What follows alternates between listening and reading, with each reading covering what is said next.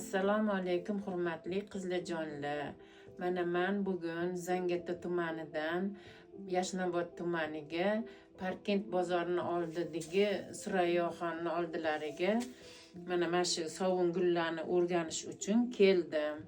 Men bu sovun gullar bilan 2 yil oldin shug'ullangan edim. Lekin tashavordim. Endi hozir nevara qizlarim katta bo'lib qolishdi.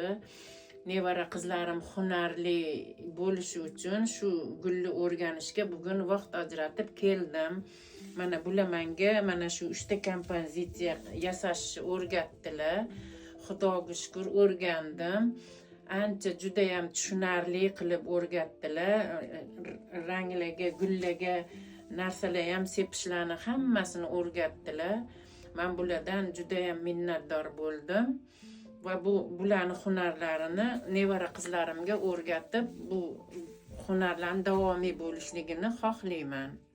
Rahmat kattakon. Rahmat Surayyoxon, sizga kattakon. Ishlaringiz bardavom bo'lsin. Bolalaringiz rohatlarini ko'rib, turmush o'rtog'ingiz bilan qo'sha qarib, bu qilgan mehnatlaringiz hammasi halol rizqlar olib kelsin sizga. Ilohim sizga ham omadli kelsin, barakali kelsin.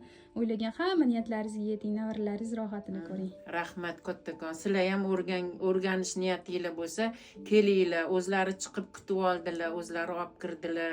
Mana juda ham ma'noli qilib tushuntirdilar. Shuning uchun hammaga o'rganaman, hunar o'rganaman degan qizlarga shularga kelib hunar o'rganishlarini tavsiya qilib qolaman. Rahmat kattakon.